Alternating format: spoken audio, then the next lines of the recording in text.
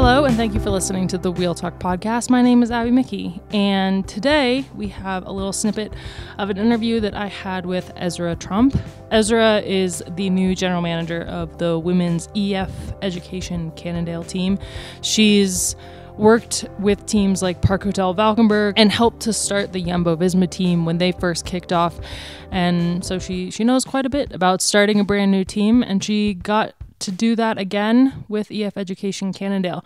She built a really amazing roster of riders, young riders, experienced riders, riders who are super aggressive. One of the things that she looked for is riders who are exciting to watch. If you know anything about the men's team, then you know that the team really likes riders that not only make an impact on the race, but are entertaining and engaging off the bike. And she found a ton of that for the new EF Education-Cannondale team. I had a blast chatting with her, and I'm super excited for you to hear this, but this is the regular Escape Collective feed. If you want to hear the full interview I had with Esra, you have to be a member to hear this episode.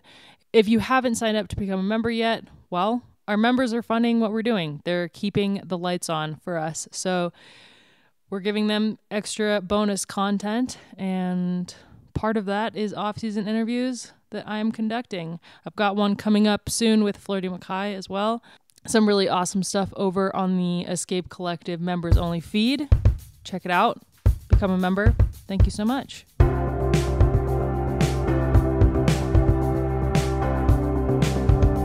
So when you build a team from scratch, because now you're in the process of building your second team from scratch with EF Education-Cannondale, what's kind of the first thing you do is look at the general idea of what the team is going to be? Or do you have riders in your head first? Or what's the very first step for you when you look at you have nothing and you need to build a women's team? Where do you start? I think it's really important to see what is the DNA of this team, the DNA of the organization, and what is the overall racing style and goals of the organization you are building a team in. Because in the end, that's the overall idea of the whole organization. And I think you can really fit riders and race program, etc., to that goal and to the philosophy of the team. So in the case of EF Education-Cannondale, I think it's a team that's really out there.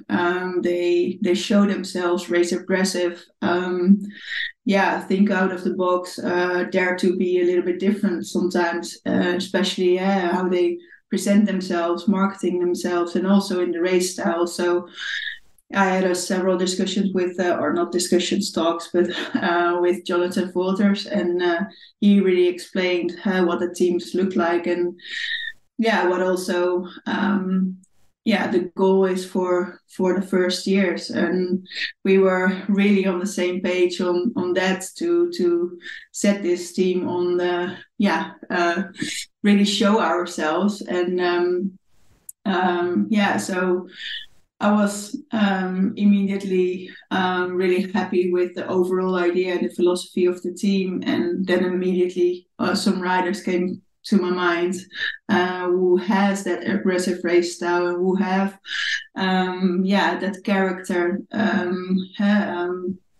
I think Alison Jackson is a really good example there. That's a personality also without cycling kit on. If we can combine the race style, the aggressive tactics, and the combination, you need to see or fit riders to that as well. So I think that's where you start, and then you can see, okay, of course you have a budget, you have limitations, and in a lot of topics. So you need to see, okay, what is possible. But then you can think, hey, are there riders available at this moment who have that same style and philosophy. How was when you were first starting the Jumbo team, how was finding the the riders to support Voss, because it was a weird year where there wasn't a ton of like big names on the market. And so did you have to really kind of think outside the box to find the riders that you'd need to support her? Yeah, for sure. That's also something I really like to see. Okay, can we, think a little bit different and not go for the, maybe obvious riders in the team, or riders who already worked a long time with Marianne in this case, or I'm always a fan of finding talents and see if we can develop a rider. I think that's also the same for this year. You try to find a combination that is like talent, but also brings already some experience. Especially in the time with Jumbo-Visma, that was the balance I was searching for. You obviously have also to deal with riders that are available. Sometimes you have somebody in your mind, but then she already signed a contract, or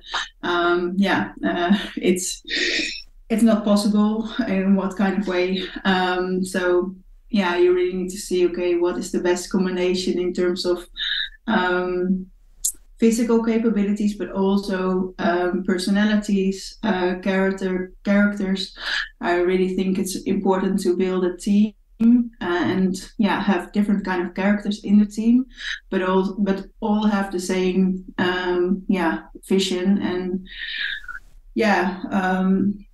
eagerness to get everything out of their career, what's possible. So for me, that's sometimes searching for a needle in the hayberg, or I don't know how you say. Oh, so sad. That is the end of our snippet of interview with Esra Tromp over here on the regular Escape Collective feed. If you want to hear the full interview, become a member. It's just a few bucks, euros or pounds, and you get access to all of the amazing content that we have on the website, ad-free or pop-up free, and tons of extra bonus podcast content like this interview and more that I've done over the off season, plus tons that will be to come in the 2024 season. And Ronan is currently making the geekiest podcast you've ever heard.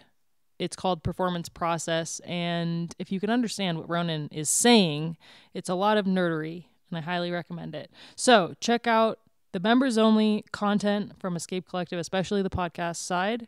Become a member. Thank you so much for listening to this 5-minute long mini pod.